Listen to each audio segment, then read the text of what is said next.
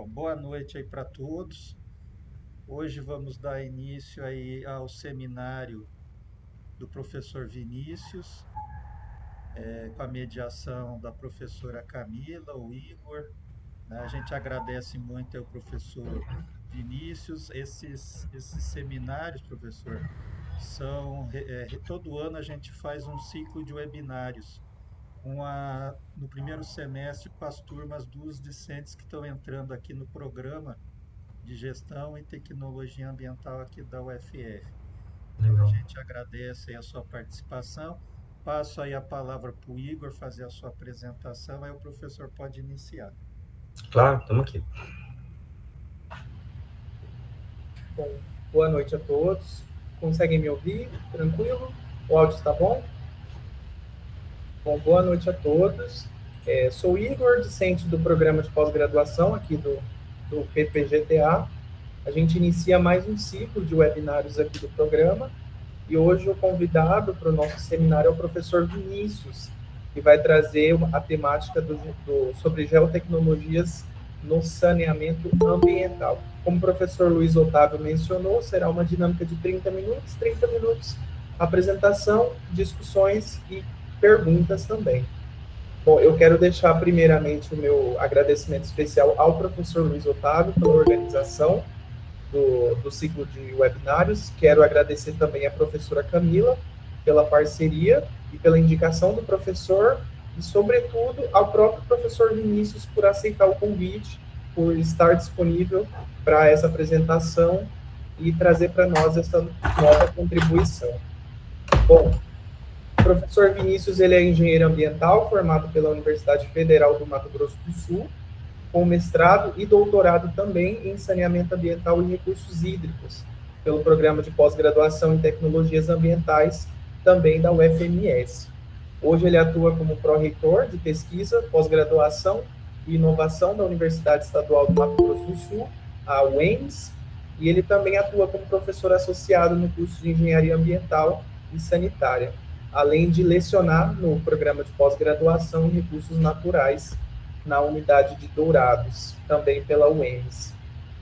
Hoje ele coordena o Laboratório de Modelagem em Saneamento e Geotecnologias, o LASANGE, também na unidade universitária e no Centro de Estudos em Saneamento Ambiental. O professor já atuou nos conselhos regionais de Engenharia Ambiental e no Conselho Federal de Engenharia e Agronomia também. Já atuou nas empresas de saneamento do estado do Mato Grosso do Sul, como professor do IFMT aqui, do Mato Grosso, e também pelo Instituto do Meio Ambiente do Mato Grosso do Sul.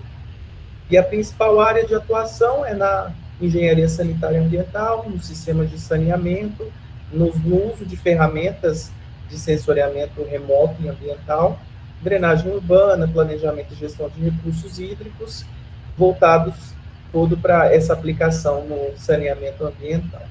Bom, professor, eu passo a palavra para o senhor agora e que faça uma excelente apresentação também. Obrigado, pessoal. Obrigado pelo convite. É sempre um prazer falar da nossa área de atuação, do trabalho. Quero agradecer o convite aí da professora Camila, eu chamo carinhosamente há décadas de Mioto. Obrigado pelo convite, professora Camila e professor Luiz, tá? E agradeço também ao Igor e ao programa de pós-graduação aí. E aí vamos tentar conversar um pouquinho, não é bem uma apresentação, é mais um bate-papo sobre o que a gente trabalha aqui, desde a Sanesul, inclusive, dessa aplicação das geotecnologias na área de saneamento. Só um merchanzinho básico, pessoal, para quem está trabalhando com a área de geotecnologias, quem precisar dar uma olhadinha ali, a gente tem o canal do Centro de Pesquisa no YouTube, e aí está disponível, tem uma série de tutoriais na área de geotecnologias, na área de saneamento básico. Deem uma olhadinha lá, caso vocês precisem de alguma coisinha, sempre dá um YouTube, e tem a página do centro também no site da universidade, é só pesquisar ali CESAM UEMS, e aí vocês têm acesso à página do centro de pesquisa, onde a gente tem, entre outras coisas aqui, portfólio de alguns produtos de atuação hoje do centro de pesquisa, e aí grande parte dos produtos são na área de geotecnologias para aplicações ambientais, para o órgão ambiental, para o Ministério Público, para o órgão ambiental estadual, para o órgão ambiental federal e outras produções que a gente tem feito a nível do centro. E aí, ao ser convidado para falar sobre essa temática, a ideia aqui é mais uma troca de experiências. Vocês têm uma excelente professora nesse campo, então algumas coisas que eu vou falar que serão redundantes, mas é para que a gente nivele os conhecimentos aí e a gente possa continuar. Então, qual que é a importância do saneamento ambiental e das geotecnologias, né? Então, o saneamento ambiental, ele vai ser um pilar básico para a gente ter um meio ambiente equilibrado e uma vida saudável, né? Então, nesse campo de buscar um meio ambiente equilibrado, a gente precisa, em muitos momentos, trabalhar planejamento, diagnóstico, né, gestão do espaço territorial, gestão de impactos, e nesse sentido, as geotecnologias, elas são imprescindíveis, né? Então, a integração da necessidade de eu ter um meio ambiente equilibrado, seja no meio urbano, no meio rural, e as técnicas que eu tenho dentro das diversas ciências, e dentre as diversas ciências, as técnicas que essas ciências me trazem, eu tenho na configuração das geotecnologias uma das mais importantes. E aí, nesse contexto, para a gente nivelar, né, quando a gente trata de geotecnologias, alguns pesquisadores tratam geotecnologias como uma ciência, outros da temática tratam como um conjunto de técnicas e tal. Eu não entro nessa seara por não ser um especialista teórico da prática, né? Eu sou um usuário das ferramentas há muito tempo. Então, eu costumo tratar as geotecnologias como um conjunto de ferramentas, né? Ferramentas tecnológicas que eu vou utilizar para coletar informação, processar informação, analisar informação de dados ambientais que eu vá trabalhar. E tal qual os locais de onde eu advim, né, e vocês mesmos com a interdisciplinaridade que os programas de ciências ambientais nos proporcionam, eu tive a oportunidade de trabalhar de colegas engenheiros ambientais como eu, até a galera da engenharia de produção ou da telefonia, para locação de antenas de telefone, né, ou então localização de melhor local para instalação de lojas. Então, quando o problema é onde, as geotecnologias são a solução, né? Então, nesse contexto das geotecnologias, quando a gente vai falar disso, a gente sempre trata ali de sensoramento remoto, cartografia digital, GPS, o termo correto seria GNSS, né? Agora, mais recentemente, no sensoramento remoto, o pessoal usando muito os drones, que a gente chama, o nome correto é aeronave remotamente pilotada, mas, enfim, essa imagem de satélite, essa gama de informações, ela facilitou muito, e em muito, a gente atingir o saneamento ambiental. E aí, nesse contexto desse tangimento do saneamento ambiental, e aí aquela discussão que é o onde é o problema, e o onde é um problema no saneamento ambiental. Porque seja qual o campo que eu for atuar, seja tratamento de água, tratamento de esgoto, controle de poluição, controle de erosão, e posso até externar agricultura de precisão, e tudo quanto é coisas nesse campo do ambiente, do meio ambiente urbano e rural, a gente tem um problema com falta de diagnóstico, falta de levantamentos precisos, a gente tem sérios problemas de mapeamento das infraestruturas existentes. Eu trabalhei muito tempo na companhia de saneamento, inclusive foi o gatilho para o meu doutoramento, e primeiro para o meu mestrado, para o meu doutoramento, e até hoje se faz assim na companhia de saneamento. Eu tenho um problema de integração de tecnologias. Eu uso o programa ASCAD, que trabalha com geometria cartesiana, desde os anos 90, até hoje. Até hoje eu trabalho eu tenho companhias de saneamento trabalhando com geometria cartesiana, com CAD. E eu preciso trabalhar cadastros, porque depois eu preciso ampliar e eu estou falando de água e esgoto aqui, que são os que eu tenho mais fluência. Eu preciso ampliar esses sistemas e eu não sei o básico, eu não sei aonde estão as redes de água, eu não sei onde estão as redes de esgoto, a perda de água no sistema. Então, todo esse problema de onde, que é o mais básico de se resolver nas geotecnologias, eu não estou nem ampliando, a gente vai falar aqui nos exemplos, na questão das modelagens, em que um banco de dados bem estruturado pode me proporcionar, me tangem, né? Então, eu tenho essa problemática mais básica. Então, muitos dos senhores, quando forem sair daqui para a atuação profissional, ou já na atuação profissional onde vocês trabalham, muitas vezes a gente fica muito imbuído de querer fazer coisas muito avançadas, quando se falta no Brasil o básico. Aí no Mato Grosso, é um pouquinho diferente aqui no Mato Grosso do Sul, eu vou jogar de novo para a minha área de saneamento básico. São raros os municípios em que os munícipes têm coragem de tomar água da torneira. Pelo menos ao norte do estado, é extremamente temeroso, tá? Por quê? Não sabe-se onde está a rede, não tem-se confiança no sistema de saneamento, e são coisas que poderiam ser inicialmente resolvidas com geotecnologias. Os caminhos, as soluções, elas já poderiam ser dadas pelas geotecnologias, né? Então, esse problema de onde diagnosticar para depois eu monitorar, né? E depois ainda eu trabalhar com a parte de modelagem, que é algo já um pouco mais avançado dentro das geotecnologias, é o campo em que a gente está falando. Então, hoje, praticamente tudo que a gente trata em meio ambiente, eu preciso fazer uso de algum tipo de técnica das geotecnologias. E aí é isso que a gente está comentando. Ela pode resolver ou auxiliar a resolver em praticamente qualquer campo do saneamento básico, do saneamento ambiental. Desde a minha área de predição de locais onde pode haver um vazamento de água, até a parte de monitoramento de ecologia de paisagem, por exemplo, monitoramento de desmatamento, monitoramento de queimada, que todo mundo, a gente está toda hora vendo aí notícias acerca disso, e agora está mais fácil para vocês, porque vocês têm map biomas, né? Apesar de eu não gostar muito, mas enfim, não cabe a discussão aqui agora. Podem trabalhar essa parte de monitoramento ambiental de maneira bastante simplificada hoje em dia, né? Aqui eu estou dando alguns exemplos de aplicações das geotecnologias na área de saneamento ambiental, né? Gestão de recursos hídricos agora está muito na moda com a questão da escassez de recursos hídricos. Quantificação de gases de efeito estufa também hoje é basicamente feito com dados de geotecnologia, dados obtidos em satélite, né? Pois bem, eu falei muito ali do contexto geral, né, do potencial das geotecnologias, e lembrando, o que são as geotecnologias? Sensoramento remoto, que é pegar imagem ou informação de algum evento, alguma coisa, sem precisar estar presente ali. Então, pode ser uma estação meteorológica no solo, pode ser um drone voando, ou pode ser um satélite, um sensor acoplado num satélite me pegando imagem. Então, um conjunto de técnicas de aquisição de dados.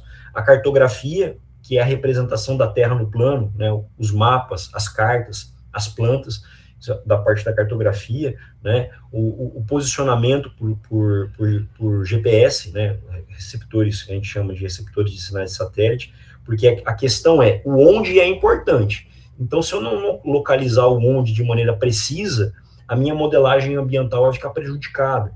Então, o onde é fundamental, aquela questão do georreferenciamento da informação, o georreferenciamento do plano da informação, isso é fundamental, coisa que a geometria cartesiana não me permite. Para quem for engenheiro, trabalhar com AutoCAD, a integração do AutoCAD com os SIGs é bem complicada, né? Recentemente já está muito mais facilitado, a própria Autodesk tem desenvolvido algumas soluções de compatibilidade, a gente pode discutir depois aí na parte de perguntas, caso vocês queiram aprofundar essa discussão, né? Mas mesmo assim é um calcanhar de Aquiles, essa questão da integração, a interoperacionalidade das informações produzidas numa plataforma para elas serem abertas em outra, né?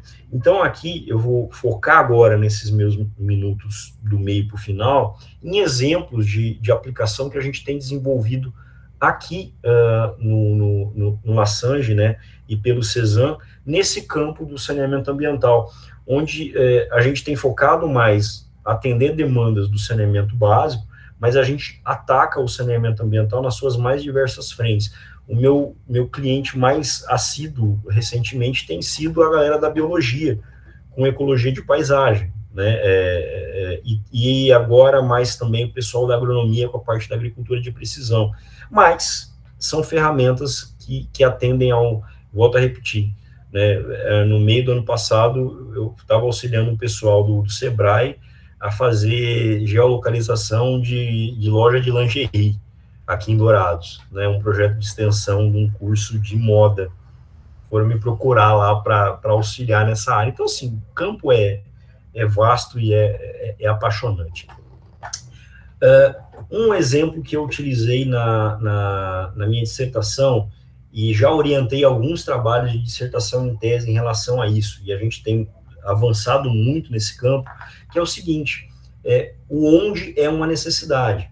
Então, localizar áreas de estação de tratamento de esgoto, áreas de aterro sanitário, áreas para pôr uma loja de lingerie, locais para pôr uma antena de celular. Veja, o leque é gigantesco. Então, o onde é um problema.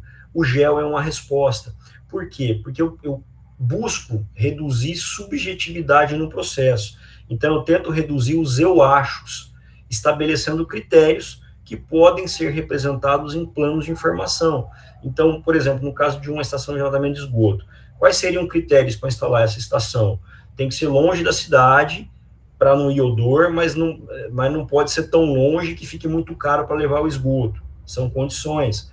Eu não posso fazer uma estação de tratamento de esgoto dentro da água. Eu não posso fazer estação de tratamento de esgoto numa área de vegetação de mata ciliar. Eu não posso fazer a estação de tratamento de esgoto num terreno que é muito alagável. Então, eu tenho uma série de condicionantes que eu vou colocando ali, né, dentro do SIG, para que eu consiga fazer uma predição e ele possa me indicar, como está aproximado aqui na imagem, ó, lugar mais azul, maior aptidão. Lugar vermelho, lugar que tem menor aptidão para instalar esse empreendimento, no caso. Então, estou dando um exemplo para vocês aqui de uma metodologia que a gente desenvolveu na dissertação de mestrado e que serviu de base para a Sanesul selecionar, depois disso, 57 áreas de ET.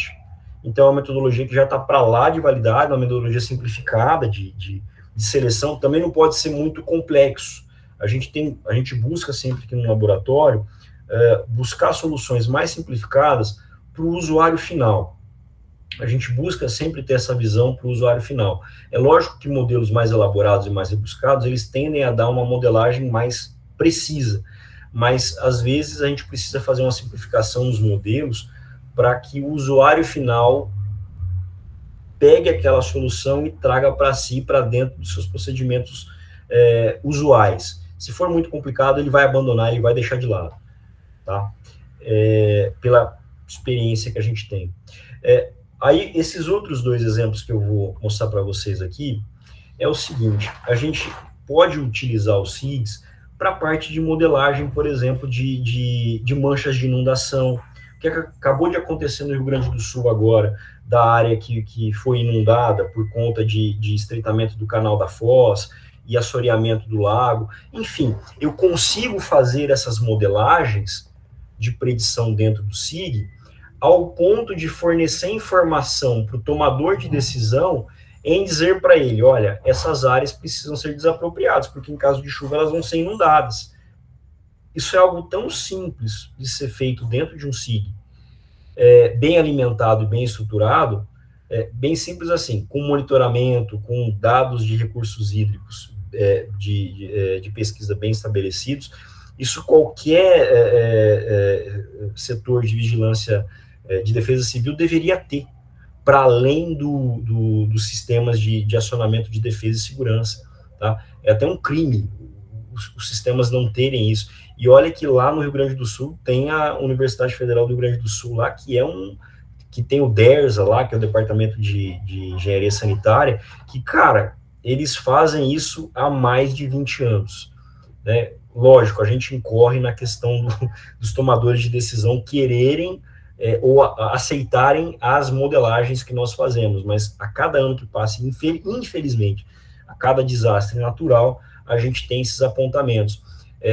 Eu não coloquei aqui o exemplo, mas um estudo decorrente desse trabalho, por exemplo, aqui em Dourados, a gente indicou que uma urbanização, uma pequena microbacia aqui, iria fazer com que a drenagem existente não suportasse. A gente avisou a prefeitura, com 3 anos de antecedência, publicamos o estudo, fizemos reuniões recorrentes. Passados 3 anos, aconteceu o que a gente disse que ia acontecer. A pista foi levada, né? Rompeu a pista, foi uma fortuna para arrumar, né? Refazer o bueiro. Aí, na sequência, logo abaixo, tinha uma outra ponte. A gente avisou de novo, falou, olha, rompeu a de cima, vai romper a de baixo, né? Modelamos, entregamos para a prefeitura, entregamos para a secretaria, não tomaram a decisão, rompeu embaixo de novo. Então, assim, a gente tem as ferramentas já para fazer essas modelagens, os SIGs e os SIGs gratuitos permitem isso. Todas as modelagens que nós fizemos foram com informações e dados ambientais gratuitos. A gente consegue pegar na rede de maneira free, né, gratuita, e usando software livre, né, usando QGIS, usando HackRAS, software de modelagem hidrológica, mas, infelizmente, né, esse daqui é um outro exemplo de aplicação de SIG, onde a Sanesul, lembra que eu falei que não tem, às vezes não tem informação de onde está a rede, ou quando tem é muito fraca, muito esparsa. Então, a Sanesul nos procurou aqui no centro de pesquisa para que a gente elaborasse uma metodologia para predição de locais de manutenção da rede de água, com base em informações que eles tinham de alguns pontos que eles monitoravam pressão na rede de água. A rede de água é pressurizada, por isso que ela sobe na sua caixa d'água. Então, você consegue medir aquela pressão, tanto no seu cavalete, no seu hidrômetro da sua casa, no relógio, né, que a gente fala, como na rede de distribuição. Então, nós, com base no histórico de pressão da rede, né, com base no histórico de manutenção, sem fazer nenhum furo na rede, sem fazer nenhuma abertura na rua, a gente conseguiu indicar para a Sanesul, com o auxílio do SIG, quais eram as regiões que tinham maior probabilidade, maior vulnerabilidade a vazamento.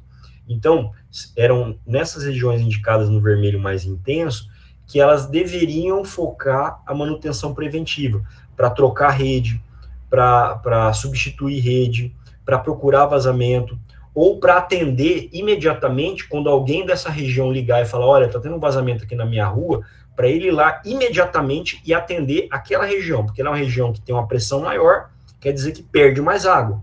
Então, com esse estudo simplificado que a gente fez em escala de laboratório, a gente não precisou ir a campo, tá? A gente reduziu a perda de, vamos dizer assim, de 50 para 32.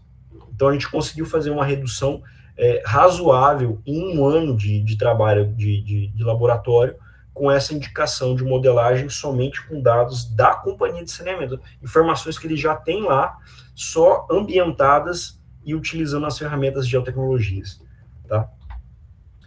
Outro trabalho que a gente também fez, encomendado pela companhia de saneamento dentro da área das geotecnologias, relacionadas a extravasamento de rede de esgoto. Então, qual que era a questão? Equipe de manutenção de rede de esgoto era muito pequena aqui na cidade de Dourados. Então, eles vieram para a gente no centro e falaram assim, olha, vocês conseguem para a gente um estudo indicando onde é que a gente tem que colocar prioritariamente as equipes para fazer manutenção preventiva? Onde é um problema? Onde é um problema, geotecnologias. E aí a gente aplicou conceitos básicos de locação, repetindo, não precisamos ir a campo, utilizando informações da própria companhia de saneamento. Quais informações? Histórico de onde foi feita a desobstrução da rede de esgoto. Então, onde ele fez a desobstrução da rede de esgoto, ele vai lá e ele marca o endereço da casa. Não é nem a coordenada, não pega com o GPS, o endereço da casa. Aí eu tenho em outra base da companhia de saneamento, as economias georreferenciadas. São bancos que eles têm de dados que nem eles se conversavam. Então, a gente pegou esses bancos de informação, integrou eles, e aí a gente começou a buscar por similaridades. né? Então, as regiões que mais tinham obstrução. Então, a gente chegou numa conclusão que essa regiãozinha aqui, ó, cinza, pequena aqui na imagem, ela concentrou mais de 50% de todo o histórico de obstrução de rede na cidade de Dourados inteira. Então, só essa cidadezinha, só uma região pequena aqui que tem pouco mais, Dourados tem 198 mil habitantes, só essa regiãozinha aqui tem mais ou menos umas 10, 12 mil pessoas. Mas é uma região de habitação popular, com uma rede do tipo condominial, que é uma rede que é um pouquinho mais complicada, de menor diâmetro, e muitos comércios, né, muitas casas que viraram comércio, então a rede a rede não estava preparada para o que ela ia receber ali. Então a gente viu algumas tendências e a gente conseguiu apresentar esse trabalho para a companhia de saneamento. Isso aqui eu não acompanhei o desdobramento, mas nessa região, se ela concentrar um carro Prominas ali para fazer manutenção preventiva, ela conseguiria reduzir ali as ocorrências de serviço de desentupir a rede de esgoto e economizar também com combustível e equipe de campo, tá? Um outro trabalho também relacionado a essa parte de geotecnologias, mas aí já no campo dos recursos hídricos. Isso aqui o Ministério Público nos encomendou em Campo Grande, que nós locássemos e fizéssemos um diagnóstico de como é que estavam as nascentes urbanas de Campo Grande, né? Inclusive muito parecido com um programa que tem aí, patrocinado pelo Ministério Público aí do Mato Grosso, que é o Águas para o Futuro Mato Grosso, né? Inclusive já está num status bem mais avançado que o nosso aqui no Mato Grosso do Sul, mas o modelo veio daí, né? E onde a gente fez essa a modelagem para saber aonde estavam as nascentes. Então a gente fez uma modelagem em ambiente CI para ver os pontos de provável afloramento. Fizemos a validação disso numa bacia hidrográfica pequena para saber se o modelo que a gente estabeleceu ele batia com o real. Então a gente modelou para o programa dizer para a gente ali aonde estariam essas nascentes, numa bacia hidrográfica. Fomos lá, verificamos os parâmetros para ver e ajustamos os parâmetros para ver se ele batia e rodamos isso para a cidade inteira, né? E aí a gente foi a campo, a gente teve ali 92, 93% de eficiência na nossa modelagem dessa localidade. Lógico, ajudou muito eu ter informação LiDAR, né, informação laser da cidade inteira, e aí fica fácil a modelagem, né? É só questão de ajuste de parâmetros, e a gente conseguiu entregar isso aqui para o Ministério Público, caracterizando, identificando as nascentes e caracterizando elas em níveis de atenção em relação à ocorrência de impactos ambientais. Então, por exemplo, a nascente nível 1 era aquela que a gente foi em campo e verificou que ela não tem mata ciliar, ela tem lixo, ela tem erosão, ela tem disposição de esgoto, ela tem muitos problemas ambientais, então a gente caracterizou ela como nível de atenção 1. O que é isso? Tem que ir lá e tem que resolver de maneira imediata.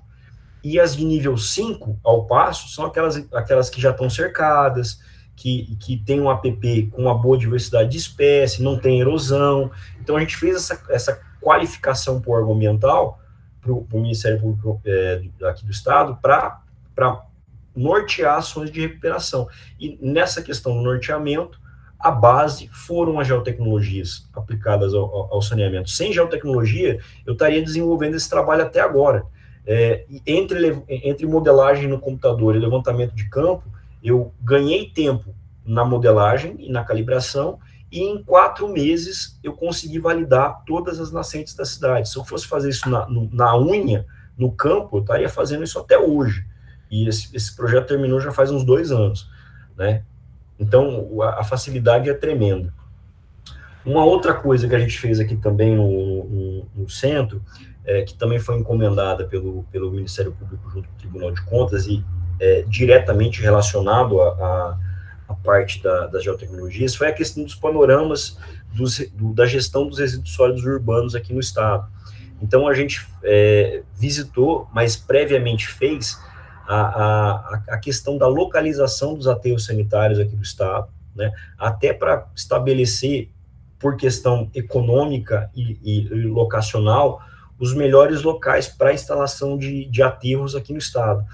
E esse projeto foi um pouquinho além, a gente também fez alguma parte de análise econômico-financeira e tal, mas dentro da área das geotecnologias, a gente usou uma série de critérios técnicos de localização, de adensamento populacional, de localização de estradas, para indicar os locais que eram mais favoráveis para ter aterro ou não ter aterro. Né? Porque, na realidade, todo município vai achar que ele precisa fazer um aterro para ele. E não é realidade. Às vezes, um município com menos de 20 mil habitantes, ele não tem áreas, ele não vai ter viabilidade, não vai ter retorno econômico para ter um aterro só para atender a ele. Né? Às vezes ele vai compensar ele mandar isso para um aterro consorciado, juntando 3 ou 4 municípios. E aí, juntando esses 3 ou 4 municípios, qual que é o local ótimo para colocar esse aterro sanitário? Considerando estrada, curso d'água, APP, ser longe do centro urbano para não ter odor, mas não ser muito longe para tornar inviável o transporte. Então, veja, o onde, geotecnologia, tá? É o que vai responder essa questão. E para a gente terminar aqui, né, essa aqui não foi uma encomenda, mas é um daqueles alertas que a gente fez para o órgão ambiental. Isso aqui a gente acabou de fazer na semana retrasada. Vamos ver se na terceira vez eles ouvem ou a gente pede música para o Fantástico, né? Que aqui em Dourados nós temos um lago, que é esse lago que é chamado Lago Arnulfo Fioravante, e esse lago, ele é muito antigo aqui. Ele é da década de 70, e ele já está assoreado, e ele recebe a drenagem, deixa eu mostrar para vocês aqui no mapa, essa daqui é a cidade de Dourados, tá? Aquele lago está bem aqui, onde está o mouse, e ele recebe a drenagem de quase metade da cidade, que está ampliando a sua área urbana. Então, o que vai acontecer com esse lago? O talude dele está cheio de vegetação, está cheio do que não pode no talude dele, a gente fez uma inspeção visual. E se ele romper, toda essa área que está em azul aqui, toda a área em azul, ela vai ser inundada. Inclusive 2 estações de tratamento de esgoto que são existentes no município. Depois, se vocês tiverem interesse, vocês podem dar uma olhadinha lá no nosso canal do laboratório no YouTube, e a gente fez uma modelagem disso dinâmica para indicar para o órgão ambiental, ó, onde a gente indica e modela para ele a mancha de inundação. Ó. Então a gente mostrou para eles aqui a área, a velocidade do escoamento, a área que vai ser inundada, e a gente também mostra ali as áreas que vão ser afetadas por isso. E aqui com essa modelagem a gente pode dar até a cota de inundação, dizer, olha, essas casas aqui vão ser severamente atingidas. Inclusive dentro da modelagem, tendo por base os planos de informação da área de geotecnologias, eu consigo dizer que essa casa aqui vai ficar 3 metros, 4 metros, 5 metros debaixo d'água.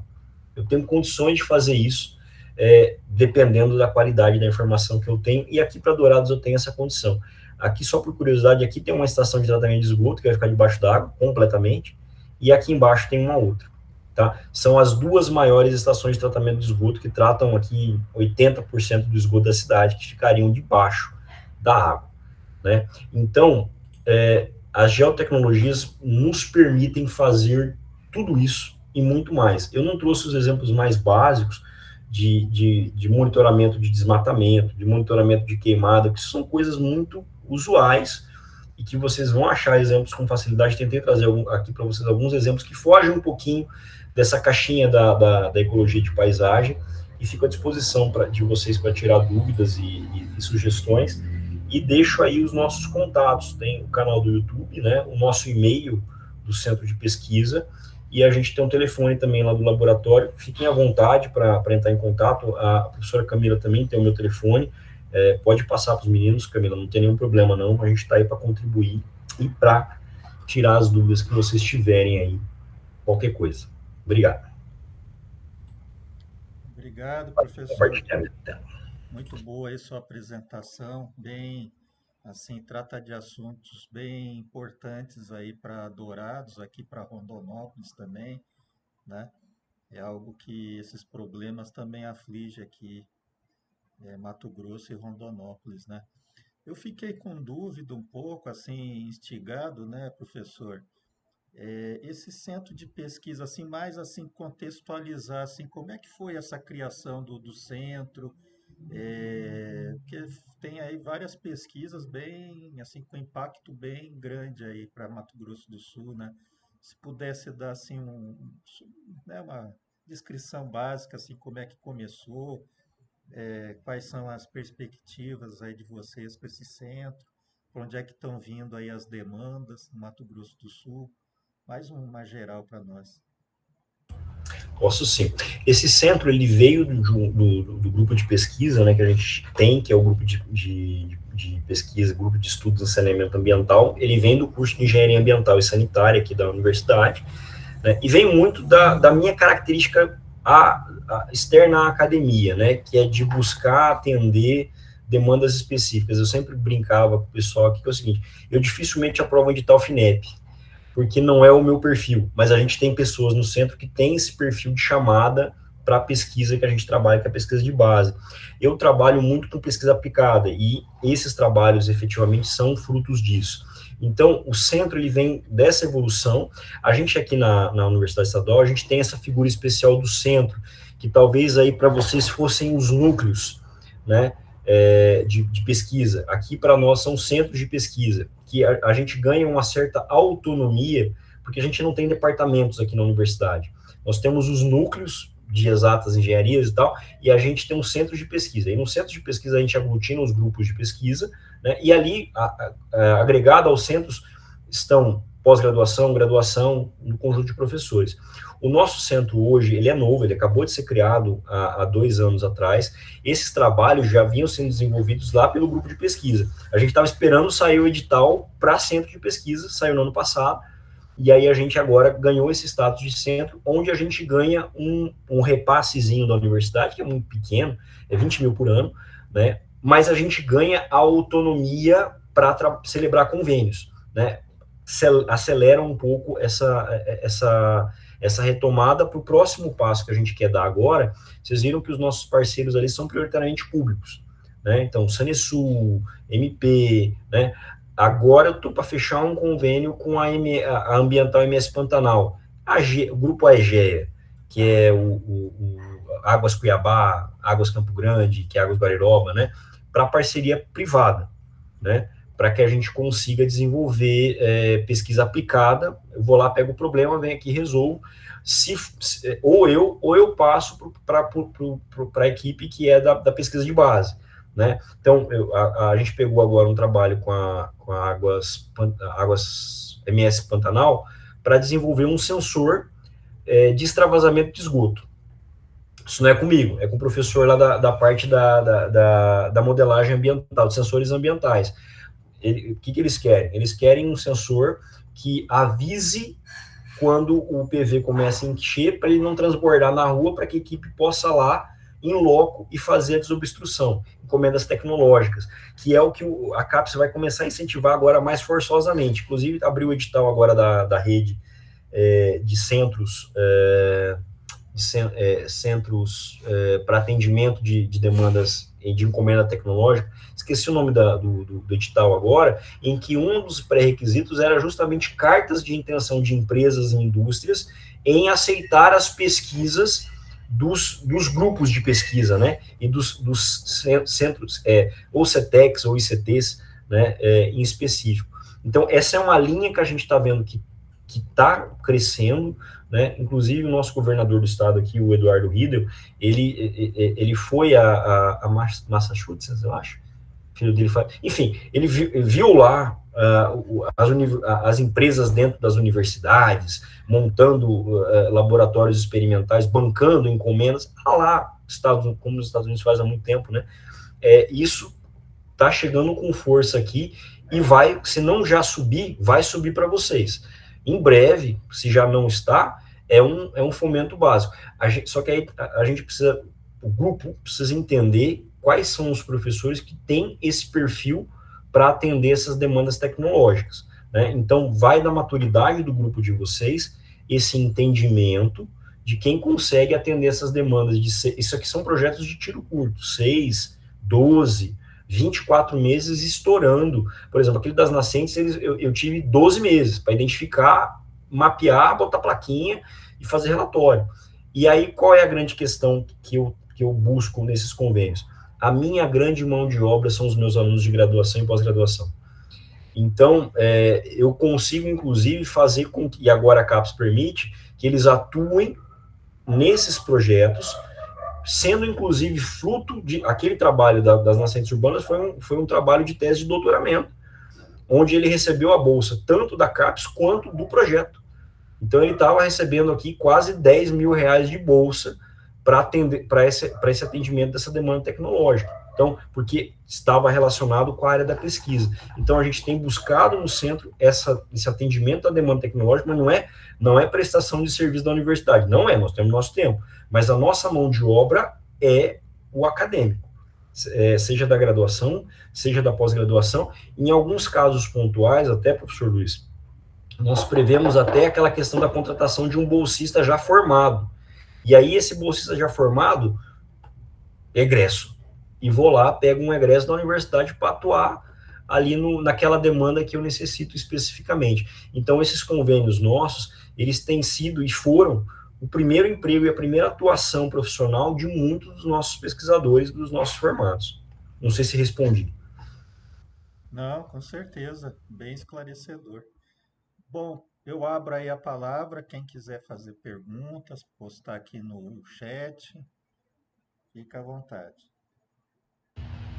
Professor, com licença, eu gostaria de fazer uma contribuição, uma pergunta ao professor Vinícius.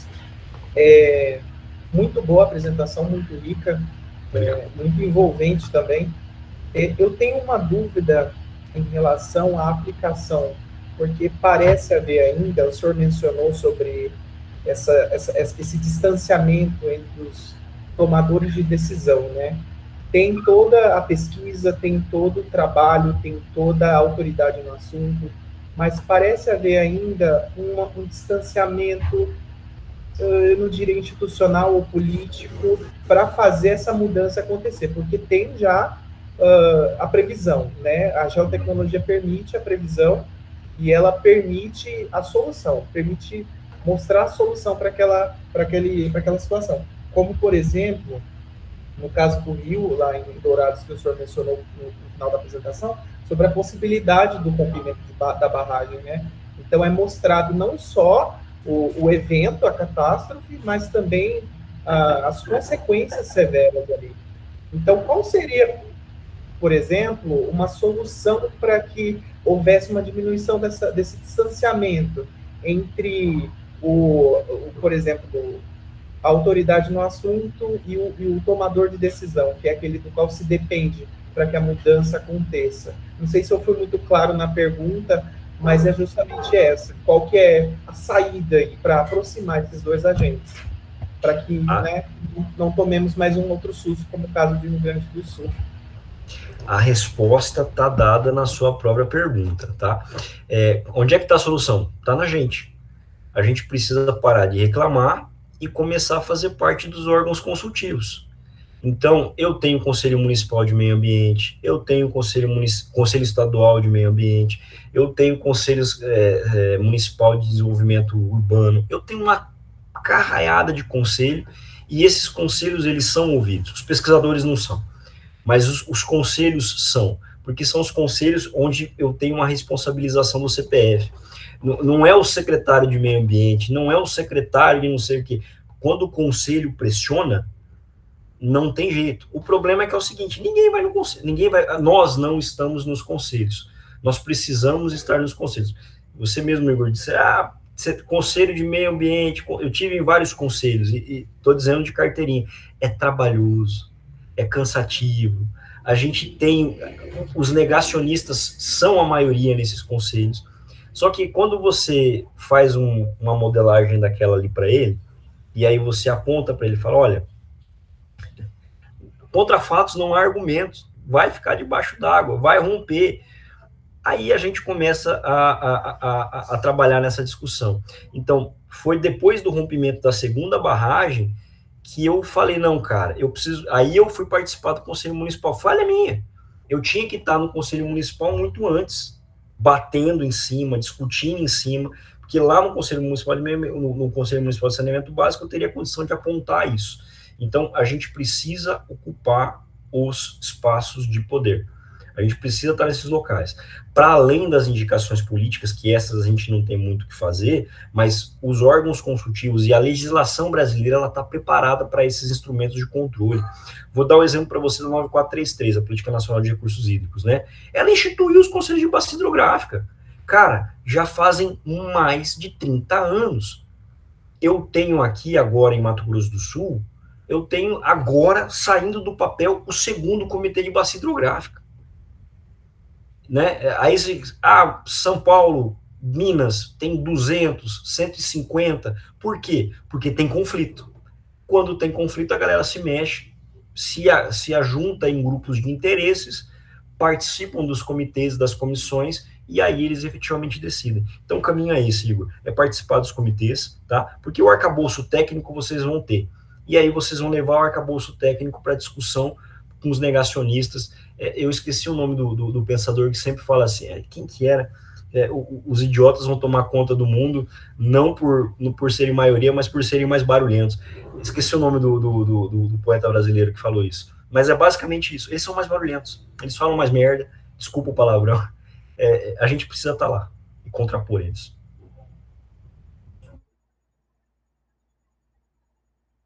Perfeito, professor. Muito obrigado. Quero agradecer, Vinícius, o seu aceite de estar aqui falando para a gente desse tema que é um pouco diferente mesmo do que a gente está acostumado. É excelente, excelente apresentação. Muito obrigada. A sua dissertação é sempre o exemplo que eu dou para os meus alunos nas aulas, né? Também foge do que a gente está acostumado a ver.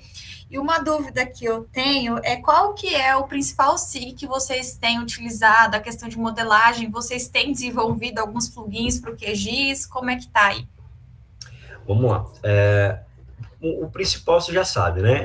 Apesar de eu gostar muito ainda do GeoSig, porque ele é em Java, mas ele já parou de ser desenvolvido em 2021, é a última versão dele.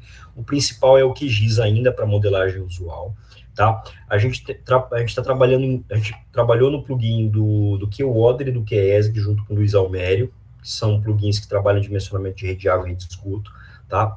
A gente está um pouquinho a gente trabalhou também no Smart Map com o pessoal lá de Viçosa, que é o que faz a parte de geoestatística. Tem uns defeitinhos nele, mas ele atende principalmente a agricultura de precisão, porque como é muito dado, né, IDW ou crigagem ordinária dá a mesma coisa.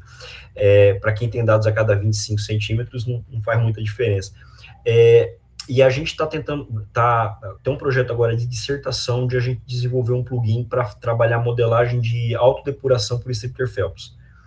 Mas é nada muito complexo. A gente vai pegar os algoritmos que já tem de delimitação de bacia hidrográfica, né, para estabelecer a área de contribuição, e aí a gente vai botar os passos adicionais para configurar a entrada do coeficiente de desoxigenação, coeficiente de reaeração, e ele já sair a área de contribuição e já sair também o estudo de autodepuração de jusante. Esse deve demorar 1 ano e meio para a gente soltar, tá? A gente tem todas as produções que nós temos e os dados que a gente tem também estão na aba de produções lá do centro. Dá para vocês acessarem lá e a gente está sempre atualizando, né? A gente desenvolveu um softwarezinho também de modelagem de chuva, está lá disponível para download. Tem algumas coisas que a gente não colocou lá ainda, porque a gente está organizando, mas a gente vai pontuando lá. Mas, oficial, hoje a gente tem trabalhado com QGIS já há vários anos. Eu não trabalho com outro software, não. E para a parte de modelagem hidrológica, que é aqueles modelos de dispersão de recursos hídricos e tal, a gente trabalha muito com o REC-RAS. Ele é chatinho, ele é trabalhoso, mas ele é muito poderoso para essa parte de modelagem hidrológica.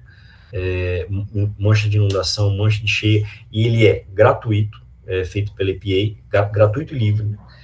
E ele tem uma série de vídeos tutoriais no YouTube que você encontra facilmente. Então, qualquer pessoa aqui, com 2 semanas em cima dele, consegue fazer uma modelagem tranquila, tá?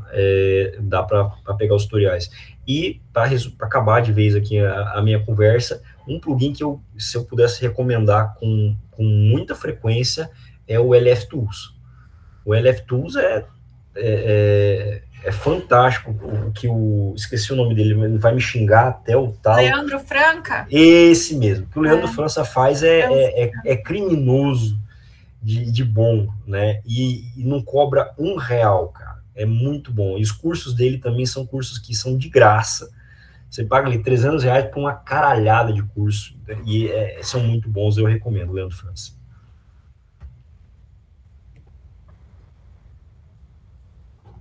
Mais alguma pergunta, pessoal? Tem tempo para mais uma? Não?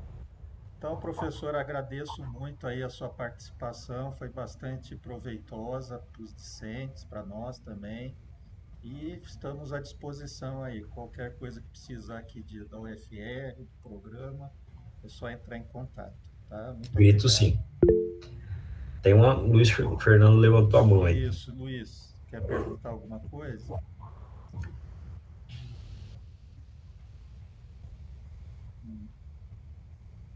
Não? Foi só um engano. Tá bom, professor. Beleza. Muito obrigado. Então, à disposição aqui na Estadual também, o que precisar é só gritar, tem meus telefones todos, sou parceiro.